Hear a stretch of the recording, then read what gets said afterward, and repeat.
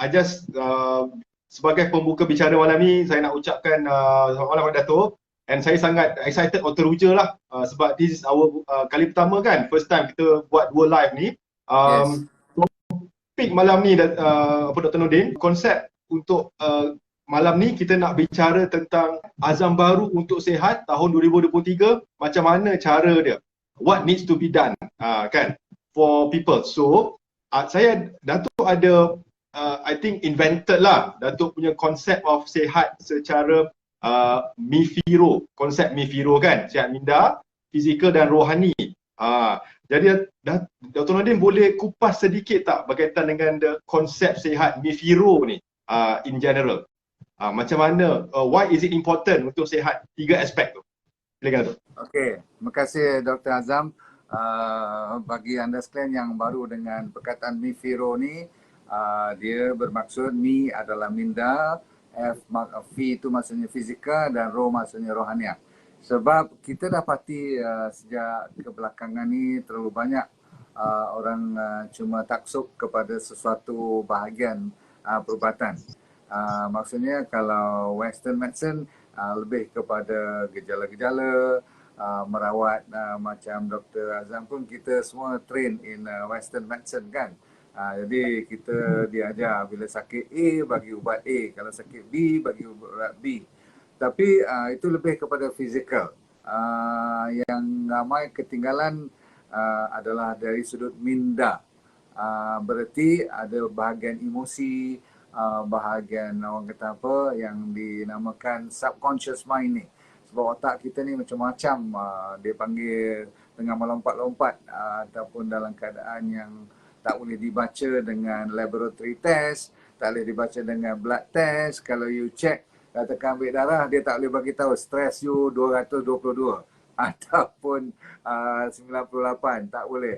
Dia punya staging tu harus doktor-doktor ataupun para perawat semua, siapa-siapa yang ingin membantu orang baik, dia mesti ada waktu dan ada cara dan ada teknik untuk orang panggil apa, mengupas atau menggali selok-belok otak. Tetapi yang satu lagi itu lagi dahsyat.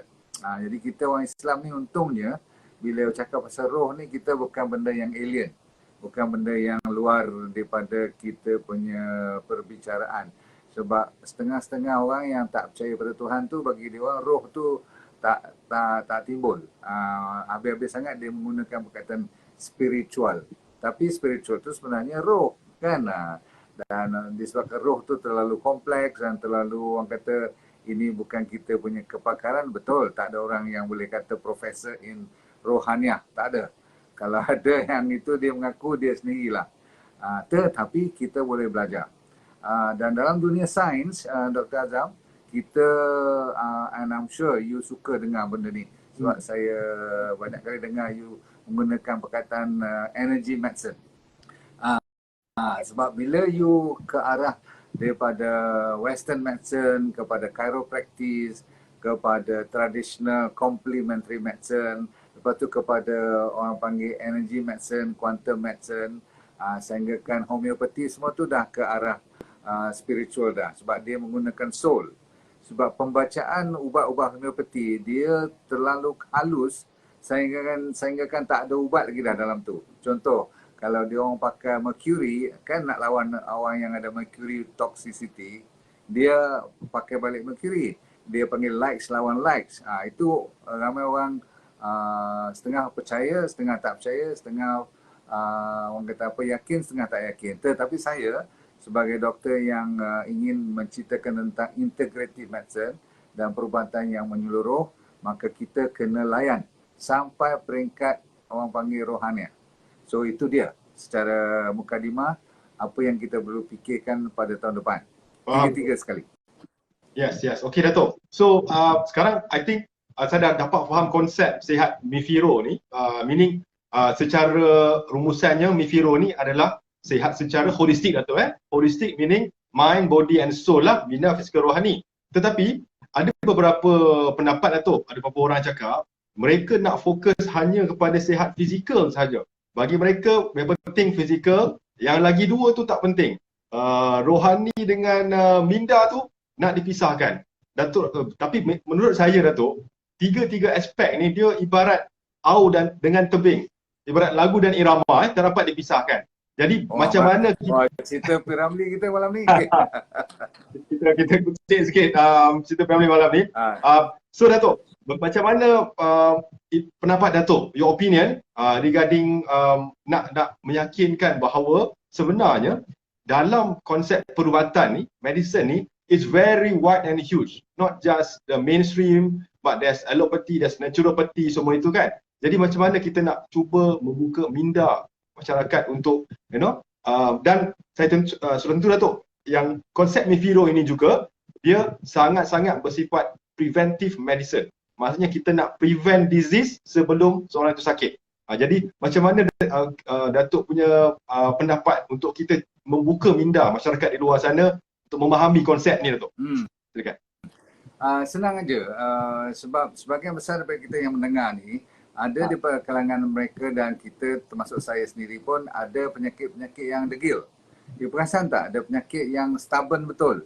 Hang buat apa-apa, hang jumpa 10 pakar ke, dah jumpa sampai berumur pun. Okay. Sampai dah pakai doa, ruqyah semua tu pun kadang-kadang Tuhan nak menduga kita, dia tak bagi baik, betul?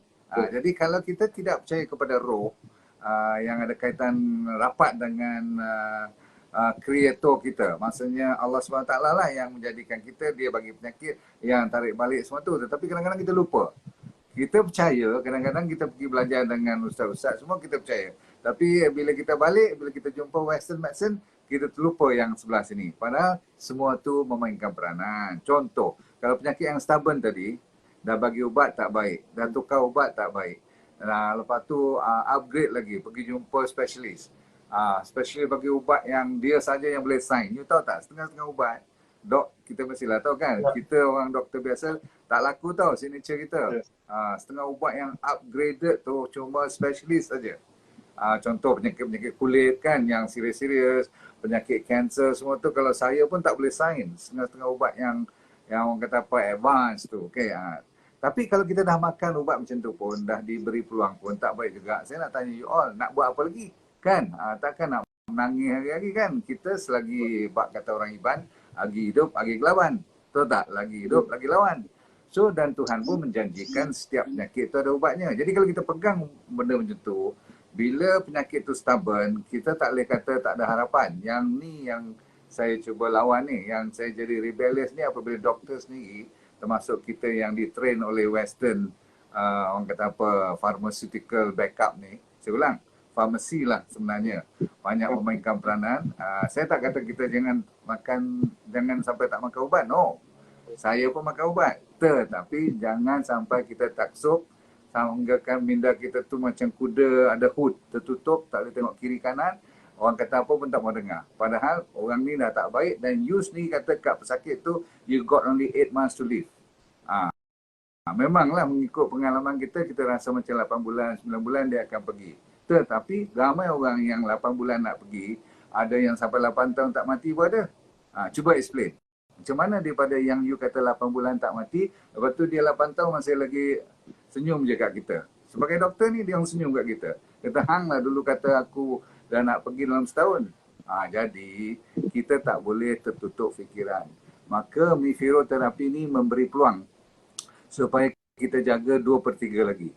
Kan dok kata tadi, Dr. Azam kata apa tadi? Ramai cuma fizikal, tetapi lupa pada minda dan rohaniah.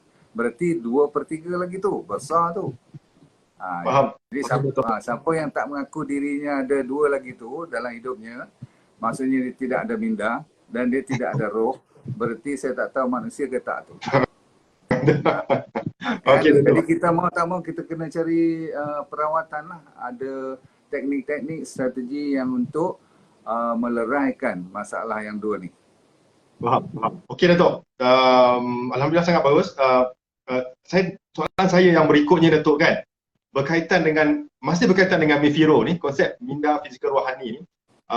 Ada video Datuk yang saya tengok berkaitan dengan fizikal ni, maksudnya exercise atau senaman yang menjadi kegemaran Datuk untuk menjaga kesihatan fizikal. Datuk kalau saya tengok video tu lebih memilih senaman HIIT, High Intensity Interval Training. So kalau secara peribadi Datuk lah, dari banyak-banyak jenis senaman fizikal ni, yang menjadi pilihan Datuk apa dia?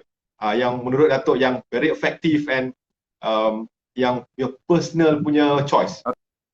Okey, seperti mana siapa yang suka belajar, dia kadang-kadang dia bertukar-tukar dia punya strategi dia mengikut ilmu yang dia belajar.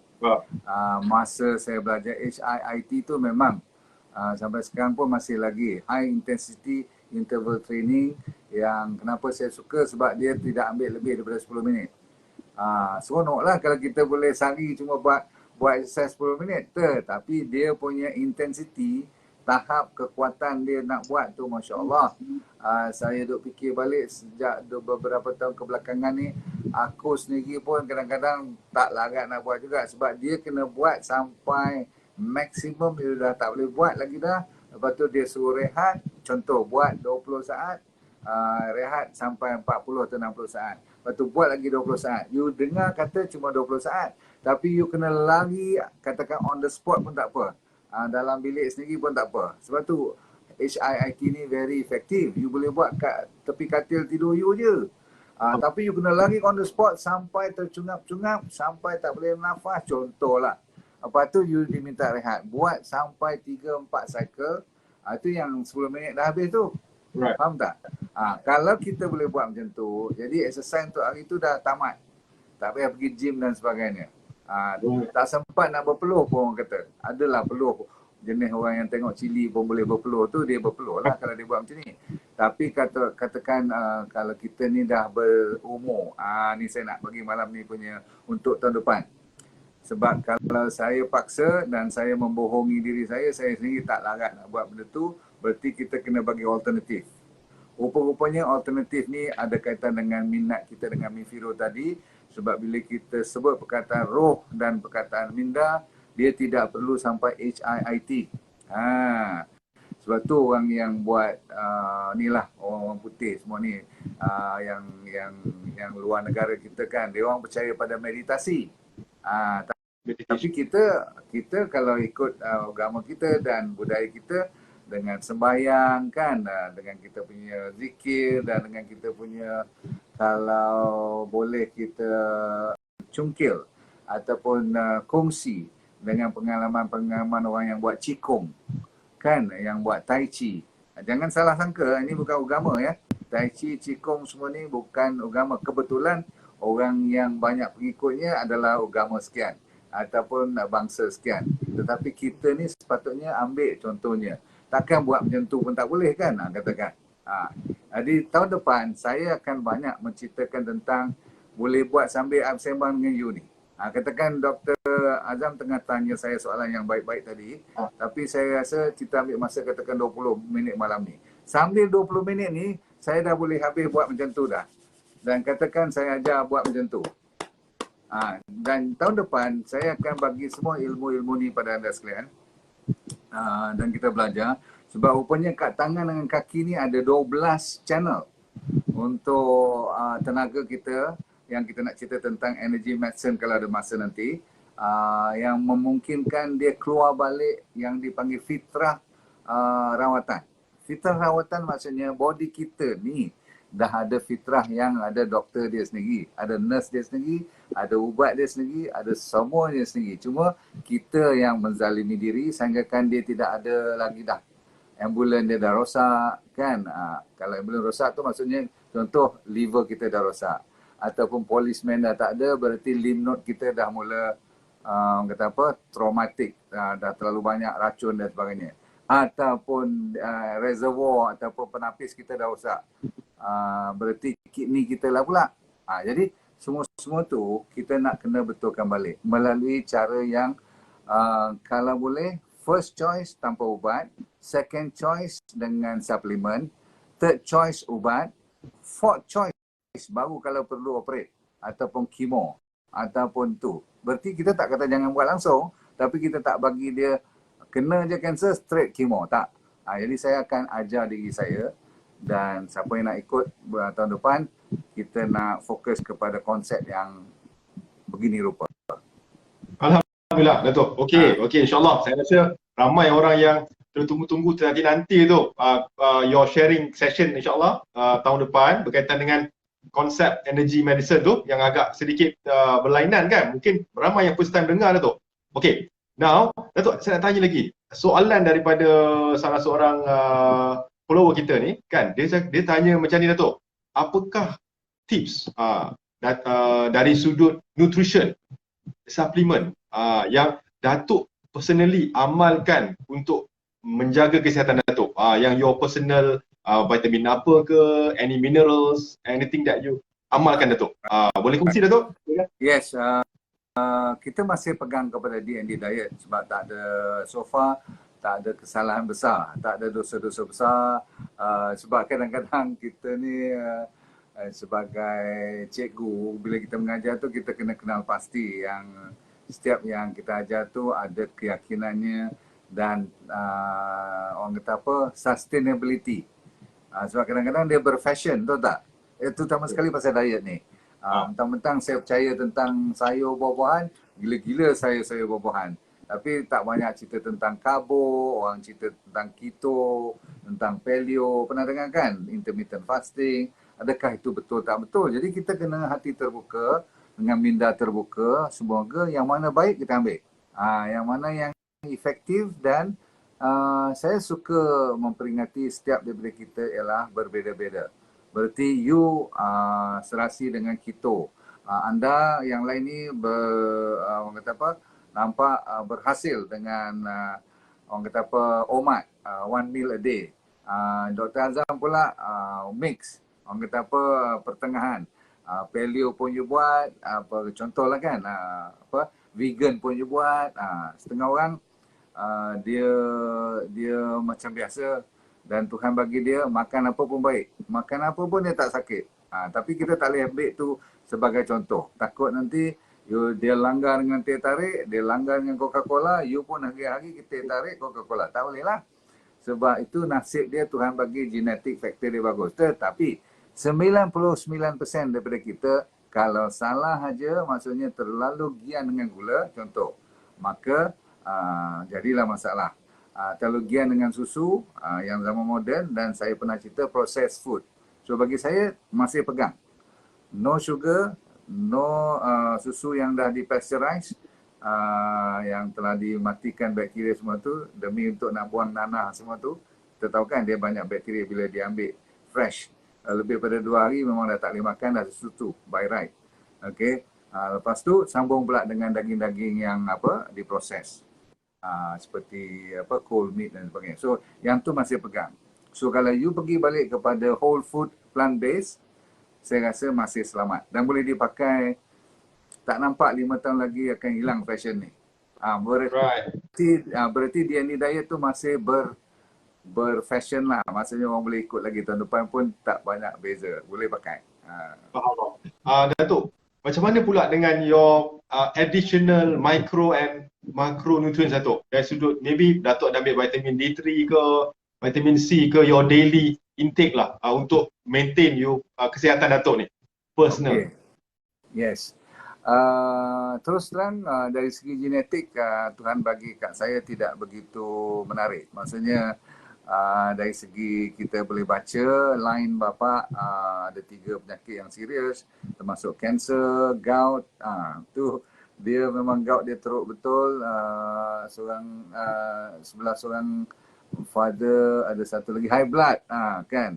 Mother arwah mak saya meninggal disebabkan diabetes. Bukan 7-80 lagi umur. Muda-muda lagi dah pergi disebabkan oleh diabetes. Kaki dah nak kena potong, dah terbelah semua. Saya masih ingat lagi arwah mak saya tu dia minat benda-benda yang manis kan. Jadi genetically pun ada sedikit blood pressure juga. So saya nampak ada elemen-elemen genetik. Tetapi seperti saya selalu kata, kita tak boleh salahkan genetik. Sebab zaman sekarang dah dibuat kajian, genetik cuma mainkan peranan habis tinggi 5-10%. Balik-balik lagi 80%, 90% masih lagi gaya hidup kita.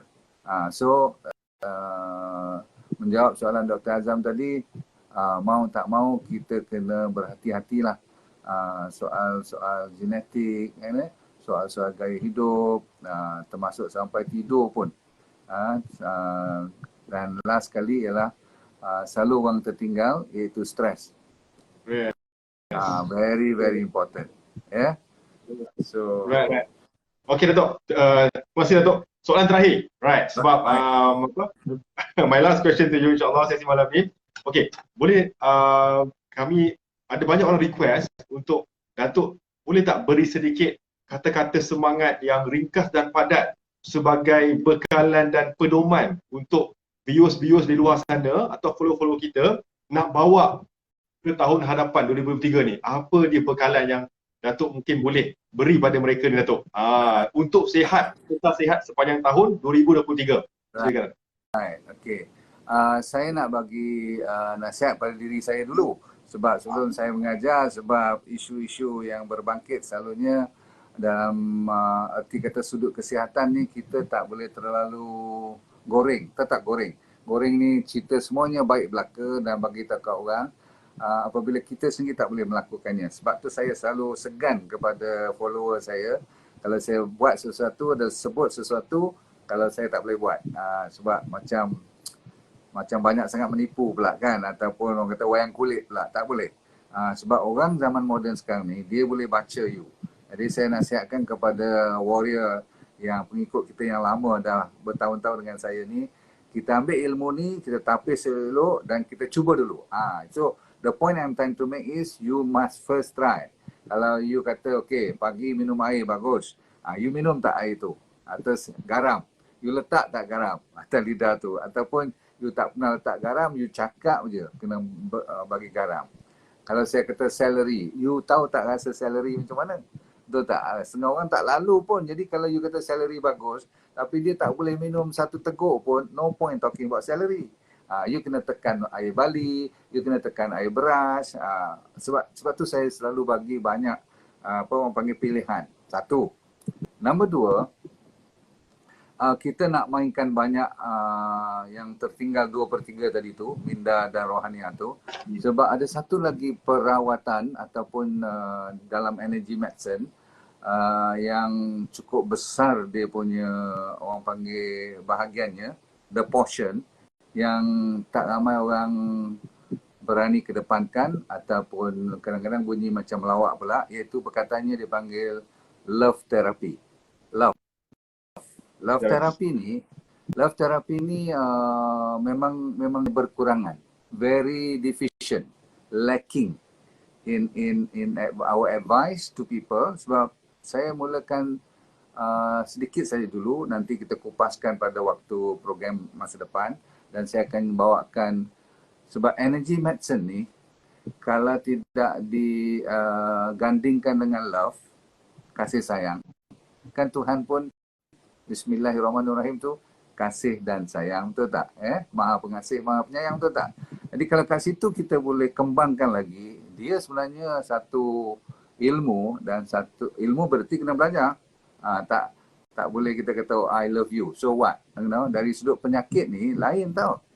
Sebab tu orang yang sakit dia lebih cepat baik kalau doktornya dia rasa menyayanginya ataupun family-nya masih mau bersama mereka.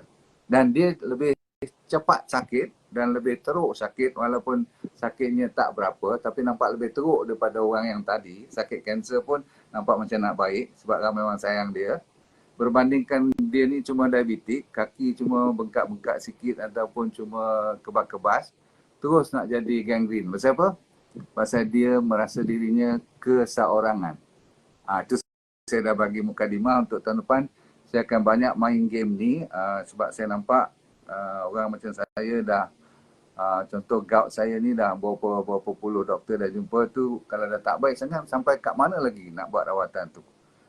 Dah pergi sampai homeopati pun kalau tak baik juga. Kalau dah pergi tembak dengan bakar nerve pun tak baik juga, apa lagi nak buat? Ni saya nak cerita ni. So ada satu lagi cara rawatan yang mana kita banyak pakai, balik kepada minda. Sebab puncanya daripada minda. Dan banyak kita pakai roh, bukan bererti benda yang magic show apa, tapi dari sudut tenaga. Kita banyak pakai energi. Sebab energi ni tak nampak. Roh kan tak nampak, betul tak? Tetapi kita percaya roh tu ada dan kita percaya tenaga tu ada. So macam mana nak gembelingkan tenaga tu supaya dia datang balik? Itu yang Chinese menggunakan perkataan qi. Qi tu kalau kita boleh gembelingkan tahun depan, kita boleh menggalakkan satu lagi cara rawatan yang macam Dr. Azam kata tadi, preventive is better than cure, tetapi orang yang dah ada penyakit pun boleh pakai, insyaAllah. Alhamdulillah Datuk. Okey, jadi saya rasa jawapan Dr. Nordin tadi yang cukup bagi saya, penuh dengan info, padat dengan manfaat. InsyaAllah dapat membakar semangat viewer-viewer di luar sana untuk lebih bersemangat untuk sihat pada tahun hadapan 2023. Tapi insyaAllah jika ada rezeki, memang sesi perkongsian ilmu Dr. Nordin Darus akan sentiasa ada ya tahun hadapan dengan pelbagai lagi lah ilmu-ilmu kesihatan yang baru, yang updated version kan. Kerana ilmu kesihatan Datuk is evolving Datuk kan, dia tak static, akan sentiasa ada ilmu baru kan, ada sentiasa input-input baru. Jadi saya rasa sesi malam ni cukup sekadar ini Datuk. InsyaAllah kalau kita ada rezeki, kita buat sesi satu lagi Datuk, yang 2 live begini dengan topik-topik yang lebih menarik insyaAllah, yang mungkin kalau anda semua ada idea, boleh war-warkan idea lah di ruang komen ke apa, insyaAllah kita boleh guna pakai untuk idea. Ya Datuk? Jadi sesi malam ni Datuk ada kata akhir atau bagaimana Datuk? Thank you. Terima kasih, dan kita memang santai je, relax. Jangan stres, okay? Yang penting senyum semua. Apa kita selalu kata, okay, make sure that dunia ni bahagia dan akhirat syurga, tidak ada niat lain, yang tu yang terbaik supaya ramai dapat manfaat. Dan kita kata apa, Dr. Azam pun kita dah selalu amalkan mantra kita, let go and feel good. Feel good. Yes, let go and feel good. Okay, Assalamualaikum semua. Semuanya. Selamat malam ya. Terima kasih. Assalamualaikum warahmatullahi wabarakatuh. Terima kasih.